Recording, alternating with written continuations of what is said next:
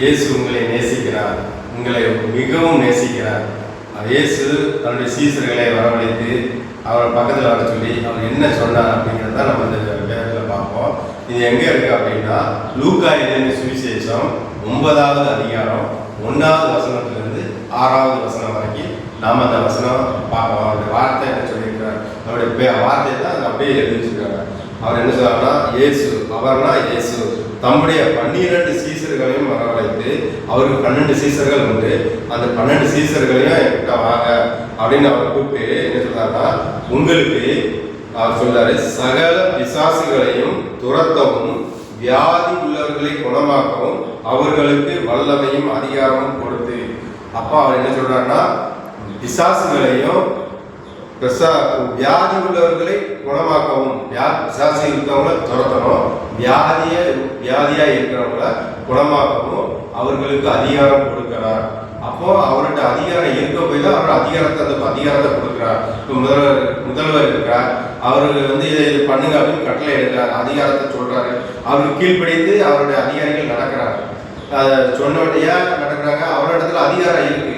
அதுபோல தாங்க இயேசுவும் அவர் வல்லமை பெற்றவர், அவரிடத்தில் வல்லமை உண்டு, அவரிடத்தில் அதிகாரம் உண்டு. அவர் அடுத்து என்ன சொல்றாருன்னா, தேவனுடைய ராஜ்யத்தை குறித்து பிரசங்கிக்கவும் பிணியாளிகளை சுத்தமாக்கும் அவர்களை அனுப்பினார். அவர் எதுக்காக அவர் என்ன எதுக்காக அனுப்பினார்னா, தேவனுடைய ராஜ்யத்தை குறித்து பிரசங்கிக்கவும். ராஜ்யம்னா பரலோகம், பரலோகம் நம்ம எல்லாருமே சொல்லணும், அதுக்கு என்ன வழி எப்படி பண்ணணுங்கிறத நீங்க பிரசங்கிங்கள், அவர்களுக்கு சொல்லிக் கொடுங்க, மக்களுக்கு சொல்லுங்க அப்படின்னு அவர் சொல்றாரு. அடுத்து பிணியாளிகளை சுத்தமாக்கவும் அவர்களை அனுப்பினார்.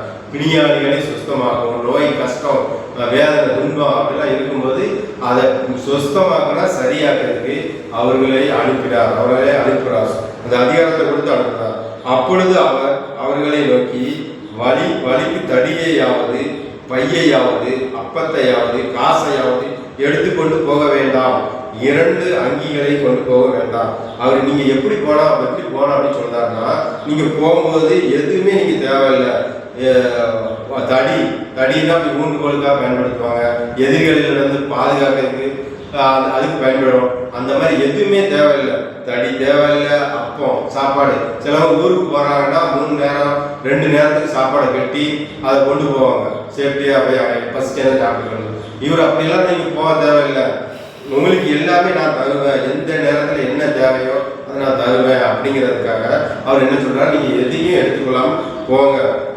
அப்பத்தையாவது காசையாவது துட்டு கூட நீங்க எடுத்துட்டு போக தேவையில்லைங்க, சும்மா அவருடைய நாமத்தினால நீங்க போக எடுத்துட்டு கூட எடுத்துட்டு போக தேவையில்லை, பணம் தேவையில்லை, எடுத்துக்கொண்டு போக வேண்டாம்.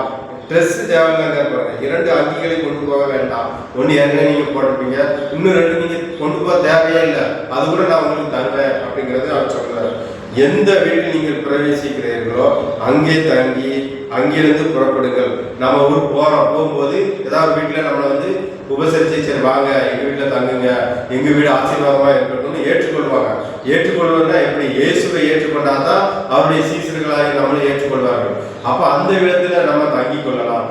ஒருவேளை அவங்க நம்மளை ஏற்றுக்கொள்ளவில்லை அப்படின்னா, உங்களை ஏற்றுக்கொள்ளாதவர்கள் எவர்களோ அவர்களுடைய ஊரை விட்டு நீங்கள் புறப்படும் போது அவர்களுக்கு சாட்சியாக உங்க கால்களில் படித்த தூசியை உறுதி போடுங்கள் என்றார், உதறி போடுங்கள் என்று சொல்லுகிறார். அப்ப நம்ம அவ ஏற்றுக்கொள்ளலன்னா அவர்களை நீங்கள் பயமுறுத்துங்கள் அல்லது மிரட்டுங்கள், துன்பப்படுத்துங்கள் அப்படின்னு அவர் சொல்லவே இல்லை.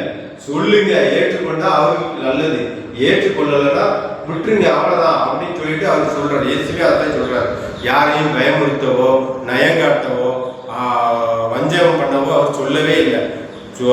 ஏற்றுக்கொண்டால் ஏற்றுக்கொள்ளட்டும், ஏற்றுக்கொண்டால் அவருக்கு நல்லது, ஏற்றுக்கொள்ளவில்லை என்றால் காலில் உள்ள தூசியை உதறி போட்டு விட்டுட்டு செல்லுங்கள் என்று சொல்றார். அவர்கள் புறப்பட்டு போய் கிராமங்கள் தோறும் திரிந்து எங்கும் சுவிசேஷத்தை பிரசங்கித்து பிணியாளிகளை குணமாக்கினார். ஆமாங்க, இயேசு என்ன சொல்றாரு, எங்கும் எல்லா பக்கமும் நீங்க சென்று சுவிசேஷத்தை பிரசங்கிங்கள் அப்படின்னு சொல்றாரு. சுவிசேஷம்னா அதுல ஏதோ ஒரு விசேஷம் இருக்கு. அது விசேஷம் என்னவென்றால், அந்த விசேஷம் யார் என்றால் அதுதான் இயேசு. அந்த இயேசுவை பிரசங்கியுங்கள், அந்த விசேஷமானவரை நீங்கள் பிரசங்கியுங்கள். அந்த விசேஷமானவர் எல்லாருக்கும் தேவைப்படும். நான் உங்களுக்கு மட்டும் தெய்வம் அல்ல, எல்லாருக்கும் தெய்வம். எல்லாரையும் நான் குணமாக்கணும், எல்லாரும் விடுதலை பெறணும், எல்லாரும் சந்தோஷமா இருக்கணும் அப்படிங்கிறத இயேசு வந்து நினைக்கிறார். அவருடைய ஆசை அதுதான். அதனாலதான் எல்லாரும் சுவிசேஷத்தை பிரசையுங்கள், விசேஷமானதை பிரசையுங்கள், சுவிசேஷத்தை சொல்லுங்கள் என்று அவர் அனுப்புதார். அதனால அவர் அப்படிப்பட்டவர்கள் வரும்போது நீங்க ஏன் ஊருக்குள்ள வர்றீங்க, நீங்க என்ன இதை கொடுக்கீங்க, நீங்க அதை பண்ணுறீங்க, அவர் எதுக்காக வராங்க? வியாதி உள்ளவர்களுக்காக ஜெபம் பண்ணி அந்த வியாதிகள் கஷ்டங்கள் எல்லாம் நீங்குவதற்காக, துன்பங்கள் நீங்குவதற்காக, கடன் பிரச்சனைகள் நீங்குவதற்காக, சகலமும் இயேசுவால முடியுங்க. அவருடைய சீசர்கள், அவருடைய பிள்ளைகள் கேட்கும்போது அவர் மாட்டனே சொல்ல மாட்டார். ஒரு தகப்பன் வந்து தான் பிள்ளைகளுக்காக சொத்து வைத்திருக்கும் போது அந்த தகப்பன் வந்து சொத்தின் உரிமையை வந்து அந்த பிள்ளைகள் பெற்று அந்த பெரிய உரிமையை பெற்றுக் கொண்டிருக்கிறது. அந்த பிள்ளைகளுக்கு பங்கு உண்டு. அது வந்து கஷ்டப்பட்டு ஏன்னா தாங்கன்னு அப்பாட்ட போராட மாட்டாங்க.